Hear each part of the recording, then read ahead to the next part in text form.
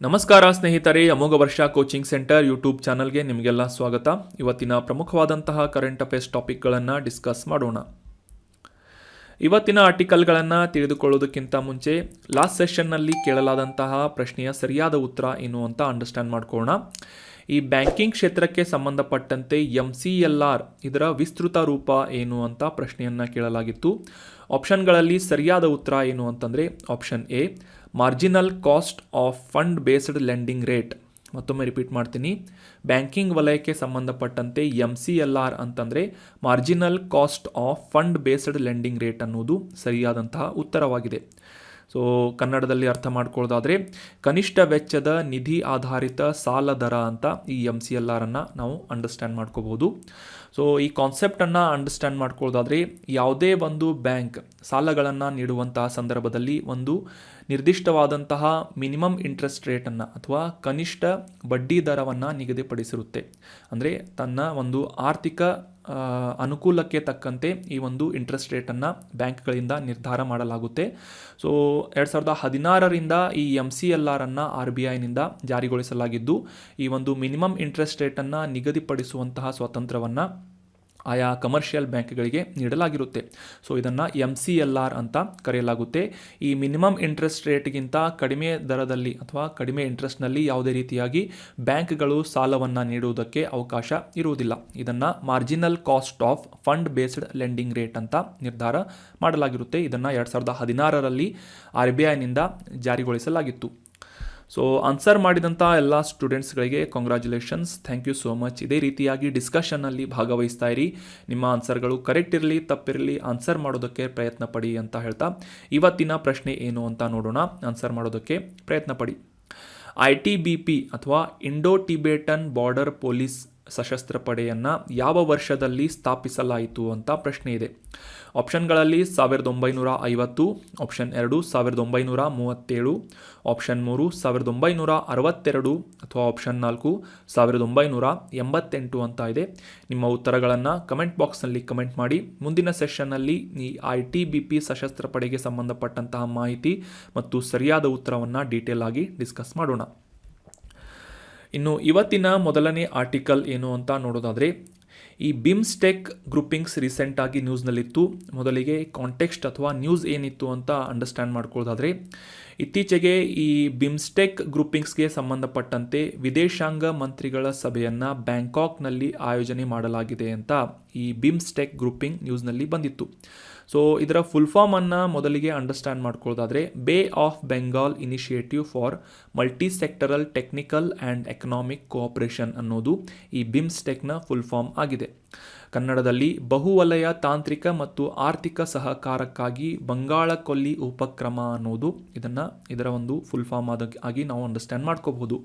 ಮುಖ್ಯವಾಗಿ ಈ ಬಂಗಾಳ ಕೊಲ್ಲಿಯ ಸುತ್ತಮುತ್ತಲೂ ಇರುವಂತಹ ಪ್ರಮುಖ ರಾಷ್ಟ್ರಗಳು ಮತ್ತು ಆಗ್ನೇಯ ಏಷ್ಯಾದ 2 ರಾಷ್ಟ್ರಗಳನ್ನು ಒಳಗೊಂಡಂತೆ ಒಟ್ಟು 7 ಸದಸ್ಯ ರಾಷ್ಟ್ರಗಳನ್ನು ಒಳಗೊಂಡಂತೆ ಬಿಮ್ಸ್ಟೆಕ್ ಗ್ರೂಪಿಂಗ್ಸನ್ನು 1997ರ ಜೂನ್ 6ನೇ ತಾರೀಕಿನಂದು ಬ್ಯಾಂಕಾಕ್ ಘೋಷಣೆಯ ಮೂಲಕ, ಬ್ಯಾಂಕಾಕ್ ಡಿಕ್ಲರೇಷನ್ ಮೂಲಕ ಈ ಒಂದು ಪ್ರಾದೇಶಿಕ ಸಂಸ್ಥೆಯನ್ನು ಜಾರಿಗೊಳಿಸಲಾಯಿತು ಬಿಮ್ಸ್ಟೆಕ್ ಅನ್ನೋ ಹೆಸರಿನಲ್ಲಿ. ಸೊ ಈ ಬಿಮ್ಸ್ಟೆಕ್ ಗ್ರೂಪಿಂಗ್ಸ್ನಲ್ಲಿ ಇರುವಂತಹ ಪ್ರಮುಖ ಸದಸ್ಯ ರಾಷ್ಟ್ರಗಳು ಯಾವುವು ಅಂತಂದರೆ ಬಾಂಗ್ಲಾದೇಶ, ಶ್ರೀಲಂಕಾ, ಭಾರತ, ನೇಪಾಳ್, ಭೂತಾನ್ ಮತ್ತು ಈ ಆಗ್ನೇಯ ಏಷ್ಯಾದ 2 ರಾಷ್ಟ್ರಗಳಾದಂತಹ ಥೈಲ್ಯಾಂಡ್ ಮತ್ತು ಮಯನ್ಮಾರ್ಗಳನ್ನು ಒಳಗೊಂಡಂತೆ ಒಟ್ಟು 7 ಸದಸ್ಯ ರಾಷ್ಟ್ರಗಳನ್ನು ಈ ಬಿಮ್ಸ್ಟೆಕ್ ಗ್ರೂಪಿಂಗ್ಸ್ ಹೊಂದಿದೆ. 1997ರಲ್ಲಿ ಬ್ಯಾಂಕಾಕ್ ಡಿಕ್ಲರೇಷನ್ ಮೂಲಕ ಸ್ಥಾಪಿತವಾದಂತಹ ಈ ಒಂದು ಪ್ರಾದೇಶಿಕ ಸಂಸ್ಥೆ ಬಿಮ್ಸ್ಟೆಕ್ ಆಗಿ ಗುರುತಿಸಿಕೊಳ್ಳುತ್ತದೆ. ಇದರ ಖಾಯಂ ಸೆಕ್ರೆಟರಿಯೇಟ್ ಮುಖ್ಯವಾಗಿ 2014ರಿಂದ ಢಾಕಾದಲ್ಲಿ, ಬಾಂಗ್ಲಾದೇಶದ ರಾಜಧಾನಿಯಾದಂತಹ ಢಾಕಾದಲ್ಲಿ ಕಾರ್ಯವನ್ನು ನಿರ್ವಹಿಸ್ತಾ ಇದೆ.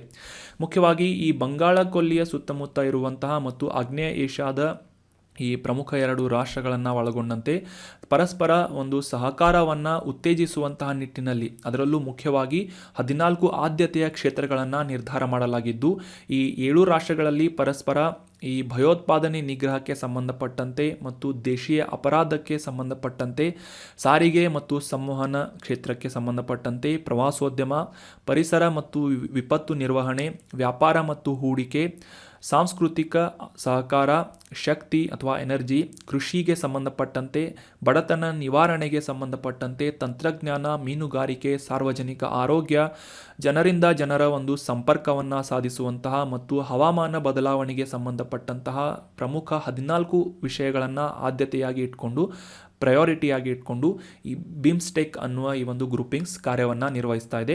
ಸೊ ರೀಸೆಂಟಾಗಿ ಈ ಬ್ಯಾಂಕಾಕ್ನಲ್ಲಿ ವಿದೇಶಾಂಗ ವ್ಯವಹಾರಗಳ ಮಂತ್ರಿಗಳಿಂದ ಒಂದು ಮೀಟಿಂಗನ್ನು ಕಂಡಕ್ಟ್ ಮಾಡಲಾಗಿತ್ತು ಅಂತ ಈ ಬಿಮ್ಸ್ಟೆಕ್ ಗ್ರೂಪಿಂಗ್ಸ್ ನ್ಯೂಸ್ನಲ್ಲಿತ್ತು.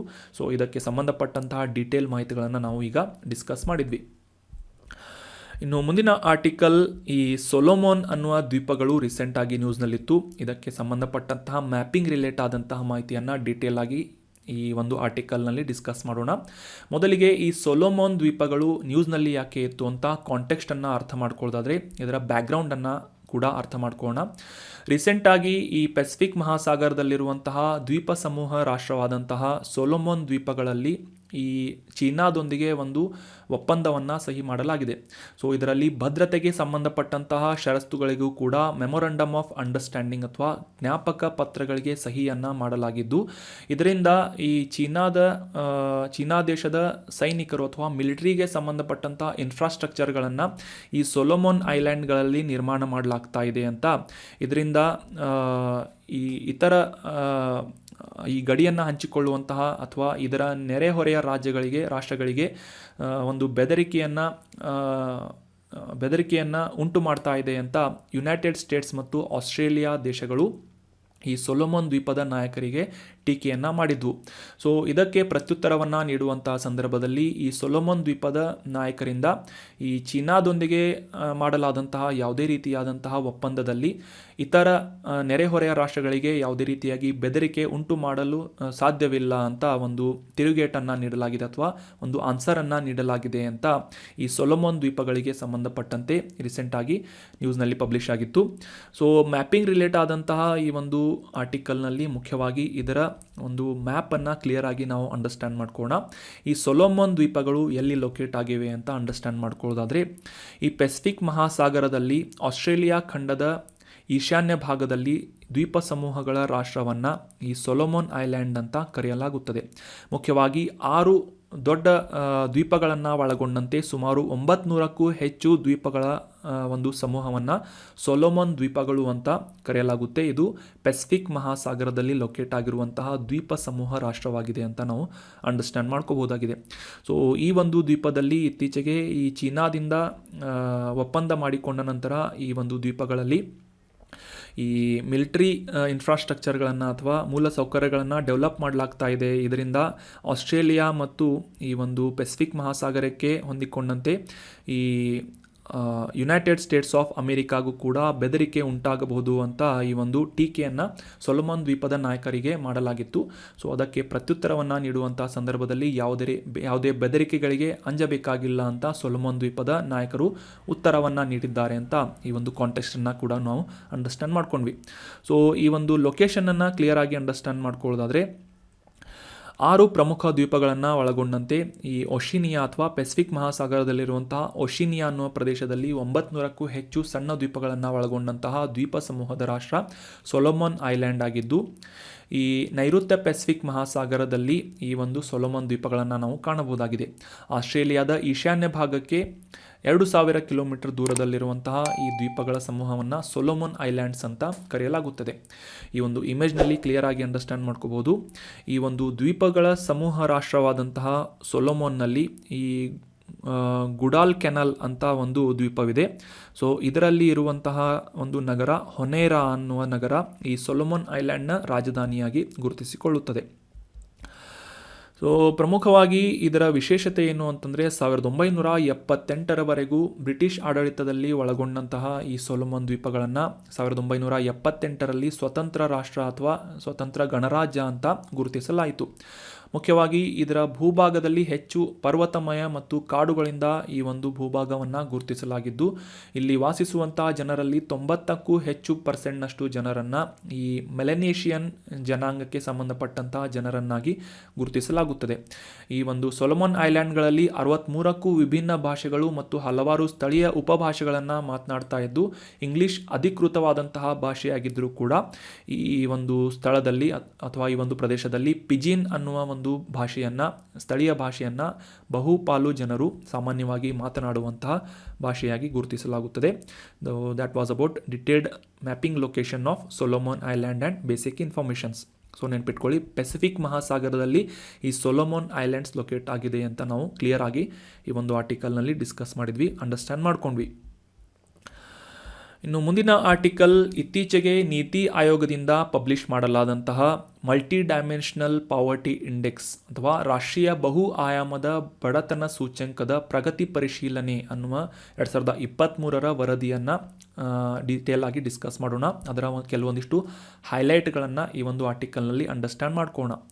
ಈ ನೀತಿ ಆಯೋಗದಿಂದ ವರದಿ ಮಾಡಲಾದಂತಹ ಈ ಒಂದು ರಿಪೋರ್ಟ್ನ ಪ್ರಕಾರ ಭಾರತದಲ್ಲಿ 2015-16ನೇ ಇಸವಿಗೆ ಕಂಪೇರ್ ಮಾಡಿದರೆ ಬಡವರ ಸಂಖ್ಯೆ, ಅದರಲ್ಲೂ ಮುಖ್ಯವಾಗಿ ಬಹು ಆಯಾಮದ ಬಡವರ ಸಂಖ್ಯೆ 9.89% ಪಾಯಿಂಟ್ಗಳ ಕುಸಿತವನ್ನು ಕಂಡಿದೆ. ಅಂದರೆ 2015-16ನೇ ಇಸವಿಯಲ್ಲಿ 24.85%ನಷ್ಟು ಇದ್ದಂತಹ ಬಡವರ ಸಂಖ್ಯೆ 2019-21ರ ಒಂದು ವರದಿಯ ಪ್ರಕಾರ 14.96%ಗೆ ಕುಸಿತವನ್ನು ಕಂಡಿದೆ. ಅಂದರೆ 9.8%ನಷ್ಟು ಪಾಯಿಂಟ್ಗಳಷ್ಟು ಕುಸಿತವನ್ನು ಈ ಬಹು ಆಯಾಮದ ಬಡತನದ ಸೂಚ್ಯಂಕದಲ್ಲಿ ಕಾಣಲಾಗಿದೆ ಅಂತ ನ್ಯೂಸ್ನಲ್ಲಿ ರಿಪೋರ್ಟ್ ಮಾಡಲಾಗಿದೆ. ಸೊ ಇದರ ಕೆಲವೊಂದಿಷ್ಟು ಇತರ ಮಾಹಿತಿಗಳನ್ನು ತಿಳ್ಕೊಳ್ಳೋದಾದರೆ, ಈ ಕಳೆದ ಒಂದು 5-6 ವರ್ಷಗಳಲ್ಲಿ ಅಂದರೆ 2015-16ನೇ ವರ್ಷದಿಂದ 19-21ನೇ ವರ್ಷದವರೆಗೆ ಭಾರತದಲ್ಲಿ ಸುಮಾರು 13.5 ಕೋಟಿಯಷ್ಟು ಜನರನ್ನು ಈ ಬಹು ಆಯಾಮದ ಬಡತನದಿಂದ ಮೇಲೆತ್ತಲಾಗಿದೆ ಅಂತ ಈ ಒಂದು ರಿಪೋರ್ಟನ್ನು ನೀತಿ ಆಯೋಗದಿಂದ ಪಬ್ಲಿಷ್ ಮಾಡಲಾಗಿದೆ. ಭಾರತದಲ್ಲಿ ಬಿಹಾರ್, ಜಾರ್ಖಂಡ್, ಮೇಘಾಲಯ, ಉತ್ತರ ಪ್ರದೇಶ್ ಮತ್ತು ಮಧ್ಯಪ್ರದೇಶದಲ್ಲಿ ಅತಿ ಹೆಚ್ಚಾಗಿ ಬಹು ಆಯಾಮದ ಬಡವರ ಸಂಖ್ಯೆಯನ್ನು ಗುರುತಿಸಲಾಗಿದ್ದು, ಈ ಶೇಕಡಾವಾರು ಪ್ರಮಾಣದಲ್ಲಿ ಅಧಿಕವಾದಂತಹ ಈ ಮಲ್ಟಿ ಡೈಮೆನ್ಷನಲ್ ಪಾವರ್ಟಿ ಅಲ್ಲಿ ಒಳಗೊಂಡಂತಹ ಜನರನ್ನು ನಾವು ಕಾಣಬಹುದಾಗಿದೆ. ಅಂದರೆ ಈ ಒಂದು ಲಿಸ್ಟ್ನಲ್ಲಿ ಈ ಬಿಹಾರ್, ಜಾರ್ಖಂಡ್, ಮೇಘಾಲಯ, ಉತ್ತರ ಪ್ರದೇಶ್ ಮತ್ತು ಮಧ್ಯಪ್ರದೇಶದಲ್ಲಿ ಅತಿ ಹೆಚ್ಚು ಬಡವರನ್ನು ನಾವು ಕಾಣಬಹುದಾಗಿದೆ ಅಂತ ಈ ಒಂದು ವರದಿ ಮಾಡಿದೆ.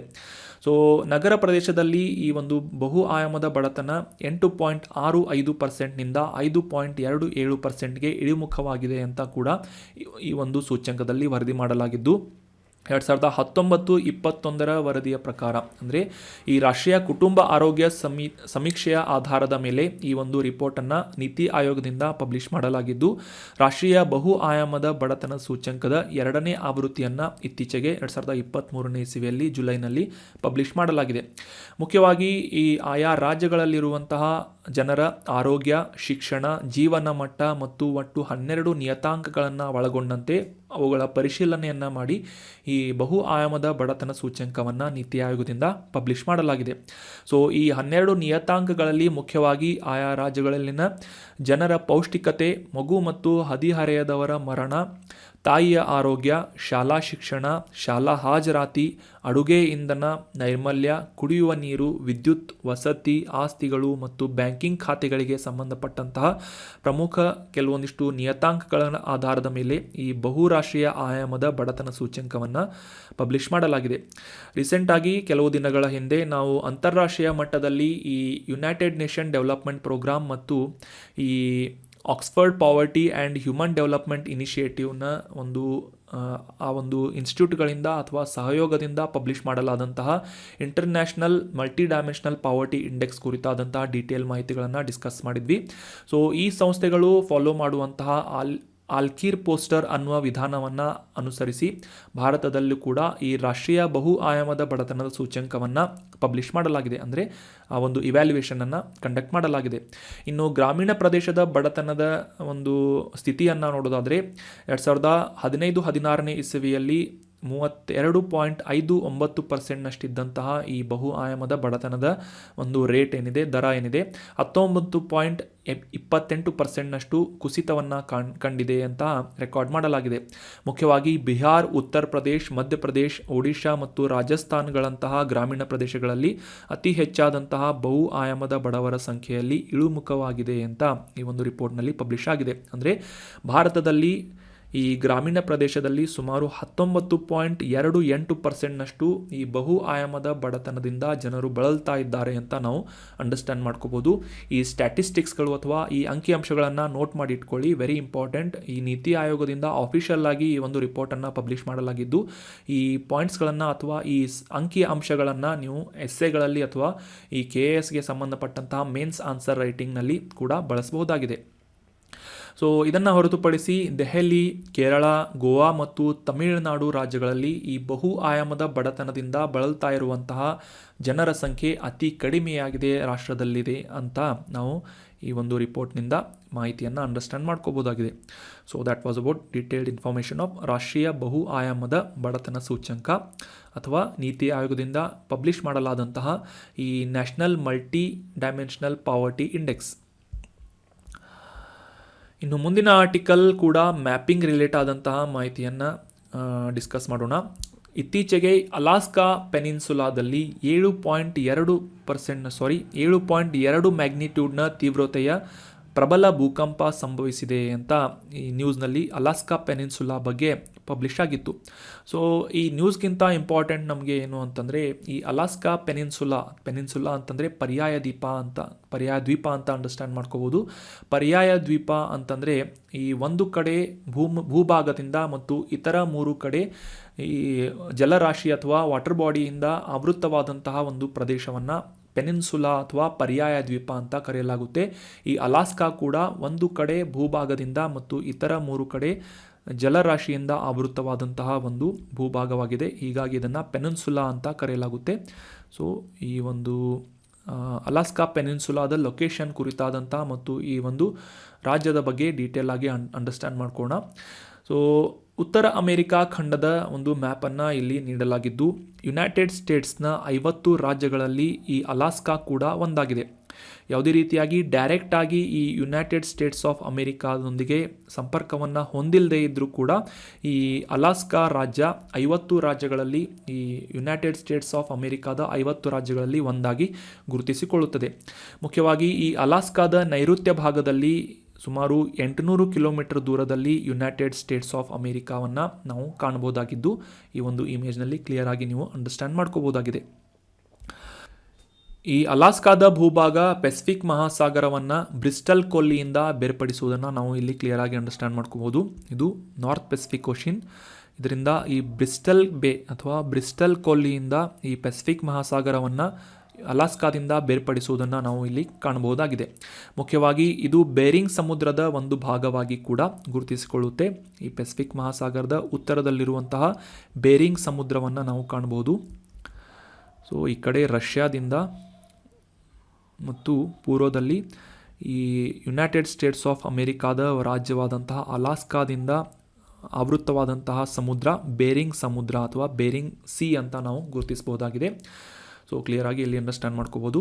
ಮತ್ತೊಂದು ವಿಶೇಷತೆ ಏನು ಅಂತಂದರೆ, ಈ ಯುನೈಟೆಡ್ ಸ್ಟೇಟ್ಸ್ ಆಫ್ ಅಮೆರಿಕಾದ ಭಾಗವಾದಂತಹ ಈ ಅಲಾಸ್ಕಾ ರಾಜ್ಯ ಈ ಏಷ್ಯಾದೊಂದಿಗೆ ಅಂದರೆ ಈ ಒಂದು ರಷ್ಯಾದೊಂದಿಗೆ ಈ ಬೇರ್ಪಡಿಸುವಂತಹ ಒಂದು ಸ್ಟ್ರೇಟ್ ಬೇರಿಂಗ್ ಸ್ಟ್ರೇಟ್ ಅಂತ ಗುರುತಿಸಿಕೊಳ್ಳುತ್ತೆ. ಸೊ ಈ ಒಂದು ಸ್ಟ್ರೇಟನ್ನು ಬೇರಿಂಗ್ ಜಲಸಂಧಿ ಅಂತ ಗುರುತಿಸಲಾಗುತ್ತೆ. ಸೊ ಈ ಒಂದು ಇಮೇಜ್ನಲ್ಲಿ ಕ್ಲಿಯರ್ ಆಗಿ ನೀವು ನೋಡ್ಬೋದು, ಇಂಟರ್ನ್ಯಾಷನಲ್ ಡೇಟ್ ಲೈನ್ ಅಥವಾ ಅಂತಾರಾಷ್ಟ್ರೀಯ ದಿನಾಂಕ ರೇಖೆ ಅಂತ ಇಲ್ಲಿ ನೀವು ಕ್ಲಿಯರ್ ಆಗಿ ಅಂಡರ್ಸ್ಟ್ಯಾಂಡ್ ಮಾಡ್ಕೋಬೋದು. ಭೂಗೋಳದಲ್ಲಿ ಮ್ಯಾಪಿಂಗ್ ರಿಲೇಟ್ ಆದಂಥ ವೆರಿ ಇಂಪಾರ್ಟೆಂಟ್ ಮಾಹಿತಿ ಇದು. ಬೇರಿಂಗ್ ಸಮುದ್ರದೊಂದಿಗೆ ಈ ಅಂತಾರಾಷ್ಟ್ರೀಯ ದಿನಾಂಕ ರೇಖೆಯನ್ನು ಅಥವಾ ಈ ಒಂದು ಡೇಟ್ ಲೈನನ್ನು ನಾವು ಇಲ್ಲಿ ಗುರುತಿಸ್ಬೋದು. ಸೊ ಏಷ್ಯಾದಿಂದ ಅಥವಾ ರಷ್ಯಾದಿಂದ ಬೇರ್ಪಟ್ಟಂತಹ ಒಂದು ಇಂಟರ್ನ್ಯಾಷನಲ್ ಡೇಟ್ ಲೈನನ್ನು ಕ್ಲಿಯರ್ ಆಗಿ ನಾವು ನೋಡಿದ್ವಿ. ಸೊ ಈ ಒಂದು ಭೌಗೋಳಿಕ ಭೌತಶಾಸ್ತ್ರಕ್ಕೆ ಸಂಬಂಧಪಟ್ಟಂತಹ ಮಾಹಿತಿಯನ್ನು ತಿಳ್ಕೊಳ್ಳೋದಾದರೆ ಅಲಾಸ್ಕಾ ಪೆನಿನ್ಸುಲಾದಲ್ಲಿ ಮುಖ್ಯವಾಗಿ ಪರ್ವತಮಯವಾದಂತಹ ಪ್ರದೇಶವನ್ನು ಮತ್ತು ಸಾಕಷ್ಟು ಸೂಕ್ತ ಜ್ವಾಲಾಮುಖಿಗಳನ್ನು ನಾವು ಕಾಣಬಹುದಾಗಿದ್ದು, ಕಡಿದಾದಂತಹ ಕರಾವಳಿಗಳು, ಆಳವಾದಂತಹ ಫೋರ್ಡ್ಸ್ಗಳು ಮತ್ತು ವಿಶಾಲವಾದಂತಹ ಅರಣ್ಯ ಪ್ರದೇಶಗಳನ್ನು ಈ ಒಂದು ಅಲಾಸ್ಕಾ ಪ್ರದೇಶದಲ್ಲಿ ನಾವು ಕಾಣಬಹುದಾಗಿದೆ. ಸೊ ಕ್ಲಿಯರ್ ಆಗಿ ನೀವು ಅಂಡರ್ಸ್ಟ್ಯಾಂಡ್ ಮಾಡ್ಕೋಬೋದು. ಈ ಬೇರಿಂಗ್ ಸ್ಟ್ರೇಟನ್ನು ನೋಡಿದ್ವಿ ನಾವು, ಅದೇ ರೀತಿಯಾಗಿ ಬೇರಿಂಗ್ ಸಮುದ್ರವನ್ನು ನೋಡಿದ್ವಿ ಮತ್ತು ಇಂಟರ್ನ್ಯಾಷನಲ್ ಡೇಟ್ ಲೈನ್ನೊಂದಿಗೆ ಒಂದು ವಾಟರ್ ಬಾಡಿಯನ್ನು ಶೇರ್ ಮಾಡುವಂತಹ, ಕರಾವಳಿಯನ್ನು ಶೇರ್ ಮಾಡುವಂತಹ ಒಂದು ಯುನೈಟೆಡ್ ಸ್ಟೇಟ್ಸ್ನ ರಾಜ್ಯ ಅಲಾಸ್ಕಾ ಆಗಿ ಗುರುತಿಸಿಕೊಳ್ಳುತ್ತೆ ಅಂತ ಕ್ಲಿಯರ್ ಆಗಿ ಅಂಡರ್ಸ್ಟ್ಯಾಂಡ್ ಮಾಡ್ಕೊಂಡ್ವಿ. ಸೊ ಈ ಬೇರಿಂಗ್ ಸಮುದ್ರದಲ್ಲಿ ರಷ್ಯಾ ಮತ್ತು ಅಲಾಸ್ಕಾವನ್ನು ಬೇರ್ಪಡಿಸುವಂತಹ ಜಲಸಂಧಿ ಬೇರಿಂಗ್ ಸ್ಟ್ರೇಟ್ ಅಂತ ಕೂಡ ಕ್ಲಿಯರ್ ಆಗಿ ಅಂಡರ್ಸ್ಟ್ಯಾಂಡ್ ಮಾಡ್ಕೊಂಡ್ವಿ. So that was all about today's articles. ಈಗ ಡಿಸ್ಕಸ್ ಮಾಡಲಾದಂಥ ಎಲ್ಲ ಆರ್ಟಿಕಲ್ಸ್ಗಳನ್ನು ಮತ್ತೊಮ್ಮೆ ಕ್ವಶನ್ ಆನ್ಸರ್ ರೂಪದಲ್ಲಿ ಟ್ರೂ ಆ್ಯಂಡ್ ಫಾಲ್ಸ್ ಅಥವಾ ಸರಿ ತಪ್ಪುಗಳನ್ನು ಗುರುತಿಸುವುದರ ಮೂಲಕ ಮತ್ತೊಮ್ಮೆ ರಿವಿಷನ್ ಮಾಡೋಣ. ಥೈಲ್ಯಾಂಡ್ ಬಿಮ್ಸ್ಟೆಕ್ ಗ್ರೂಪಿಂಗ್ಸ್ನ ಸದಸ್ಯ ರಾಷ್ಟ್ರಗಳಲ್ಲಿ ಒಂದಾಗಿದೆ ಅಂತ ಇದೆ. ಸೊ ಈ ಸ್ಟೇಟ್ಮೆಂಟ್ ಸರಿ ಅಥವಾ ತಪ್ಪು, ಟ್ರೂ ಫಾಲ್ಸ್ ಅಂತ ಗುರುತಿಸಬೇಕಾಗಿದ್ದು ಇದು ಸರಿಯಾದಂಥ ಸ್ಟೇಟ್ಮೆಂಟ್ ಆಗಿದೆ. ಮೊದಲನೇ ಆರ್ಟಿಕಲ್ನಲ್ಲಿ ಕ್ಲಿಯರ್ ಆಗಿ ನಾವು ಅಂಡರ್ಸ್ಟ್ಯಾಂಡ್ ಮಾಡ್ಕೊಂಡ್ವಿ. ಈ ಬಿಮ್ಸ್ಟೆಕ್ ಗ್ರೂಪಿಂಗ್ಸ್ ಒಳಗೊಂಡಂತಹ 7 ರಾಷ್ಟ್ರಗಳಲ್ಲಿ ಆಗ್ನೇಯ ಏಷ್ಯಾದ ಥೈಲ್ಯಾಂಡ್ ಮತ್ತು ಮ್ಯಾನ್ಮಾರ್ಗಳು ಕೂಡ ಒಂದಾಗಿವೆ ಅಂತ. So Thailand is also part of member country of BIMSTEC groupings. ಮುಂದಿನ ಸ್ಟೇಟ್ಮೆಂಟ್, ಈ ಸೊಲೊಮೋನ್ ದ್ವೀಪಗಳು ಅಟ್ಲಾಂಟಿಕ್ ಸಾಗರದಲ್ಲಿವೆ ಅಂತ ಸ್ಟೇಟ್ಮೆಂಟ್ ಇದ್ದು ಇದು ತಪ್ಪಾದಂತಹ ಸ್ಟೇಟ್ಮೆಂಟ್ ಆಗಿದೆ, ಫಾಲ್ಸ್ ಅಂತ. ಸೊ ನಾವು ಕ್ಲಿಯರ್ ಆಗಿ ಅಂಡರ್ಸ್ಟ್ಯಾಂಡ್ ಮಾಡ್ಕೊಂಡ್ವಿ.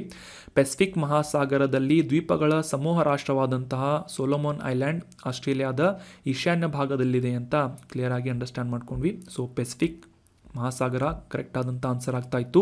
ಸೊ ಅಟ್ಲಾಂಟಿಕ್ ಸಾಗರ ಅನ್ನೋದು ತಪ್ಪಾದಂಥ ಸ್ಟೇಟ್ಮೆಂಟ್ ಆಗಿದೆ. ಮುಂದಿನ ಸ್ಟೇಟ್ಮೆಂಟ್ ಏನು ಅಂತಂದರೆ, ಈ ಬಹು ಆಯಾಮದ ಬಡತನದ ಸೂಚ್ಯಂಕ ಪ್ರಗತಿ ಪರಿಶೀಲನಾ ವರದಿಯ 2023 ವರದಿಯನ್ನು ನೀತಿ ಆಯೋಗ್ ಅನ್ನುವ ಸಂಸ್ಥೆಯಿಂದ ಪ್ರಕಟಿಸಲಾಗಿದೆ ಅಂತ ಸ್ಟೇಟ್ಮೆಂಟ್ ಇದೆ. ಇದು ಸರಿಯಾದಂತಹ ಸ್ಟೇಟ್ಮೆಂಟ್ ಆಗಿದೆ. ಮುಖ್ಯವಾಗಿ ಈ ರಾಷ್ಟ್ರೀಯ ಬಹು ಆಯಾಮದ ಬಡತನದ ಸೂಚ್ಯಂಕವನ್ನು ನೀತಿ ಆಯೋಗದಿಂದ ಇತ್ತೀಚೆಗೆ ಪಬ್ಲಿಷ್ ಮಾಡಲಾಯಿತು ಅಂತ ಅಂಡರ್ಸ್ಟ್ಯಾಂಡ್ ಮಾಡ್ಕೊಂಡ್ವಿ. ನಂತರದ ಆರ್ಟಿಕಲ್ನಲ್ಲಿ ಈ ಒಂದು ಅಲಾಸ್ಕಾ ಈ ಒಂದು ಪರ್ಯಾಯ ದ್ವೀಪ USA ಒಂದು ಯುನೈಟೆಡ್ ಸ್ಟೇಟ್ಸ್ ಆಫ್ ಅಮೇರಿಕಾದ ಒಂದು ರಾಜ್ಯಗಳಲ್ಲಿ ಒಂದಾಗಿದೆ ಅಂತ ಇದೆ. ಸೊ ಈ ಸ್ಟೇಟ್ಮೆಂಟ್ ಕೂಡ ಸರಿಯಾಗಿದೆ. ಯಾಕಂದರೆ ಈ ಯುನೈಟೆಡ್ ಸ್ಟೇಟ್ಸ್ ಆಫ್ ಅಮೇರಿಕಾದ 50 ರಾಜ್ಯಗಳಲ್ಲಿ ಅಲಾಸ್ಕಾ ಪರ್ಯಾಯ ದ್ವೀಪ ಕೂಡ ಒಂದಾಗಿದೆ ಅಂತ ನಾವು ಈ ಒಂದು ಆರ್ಟಿಕಲ್ನಲ್ಲಿ ಮ್ಯಾಪಿಂಗ್ ರಿಲೇಟ್ ಆದಂಥ ಮಾಹಿತಿಯನ್ನು ಕ್ಲಿಯರ್ ಆಗಿ ಅಂಡರ್ಸ್ಟ್ಯಾಂಡ್ ಮಾಡ್ಕೊಂಡ್ವಿ. ಸೊ ಇದು ಯುನೈಟೆಡ್ ಸ್ಟೇಟ್ಸ್ ಆಫ್ ಅಮೇರಿಕಾ. ಯಾವುದೇ ರೀತಿಯಾಗಿ ಡೈರೆಕ್ಟಾಗಿ ಭೂಭಾಗವನ್ನು ಈ ಒಂದು ಅಲಾಸ್ಕಾ ಶೇರ್ ಮಾಡದೆ ಹೋದರೂ ಕೂಡ ಇದು ಯುನೈಟೆಡ್ ಸ್ಟೇಟ್ಸ್ನ ಒಂದು 50 ರಾಜ್ಯಗಳಲ್ಲಿ ಒಂದಾಗಿದೆ ಅಂತ ನಾವು ಅಂಡರ್ಸ್ಟ್ಯಾಂಡ್ ಮಾಡ್ಕೊಂಡ್ವಿ. ಕೆನಡಾದ ಪಶ್ಚಿಮ ಭಾಗದಲ್ಲಿ ಒಂದು ಕಡೆ ಭೂಭಾಗದಿಂದ ಮತ್ತು ಇತರ 3 ಕಡೆ ಈ ಸಮುದ್ರದಿಂದ ಅಥವಾ ಜಲರಾಶಿಯಿಂದ ಆವೃತವಾದಂತಹ ಒಂದು ಉತ್ತರ ಅಮೇರಿಕಾ ಖಂಡದ ರಾಜ್ಯ ಅಲಾಸ್ಕಾ ಅಂತ ನಾವು ಅಂಡರ್ಸ್ಟ್ಯಾಂಡ್ ಮಾಡ್ಕೊಂಡ್ವಿ. So that was all about today's discussion. ಈ ಕಂಟೆಂಟನ್ನು ನಿಮ್ಮ ಎಲ್ಲ ಫ್ರೆಂಡ್ಸ್ಗಳ ಜೊತೆ ಶೇರ್ ಮಾಡಿ. Thank you so much for joining the discussion. Have a nice day.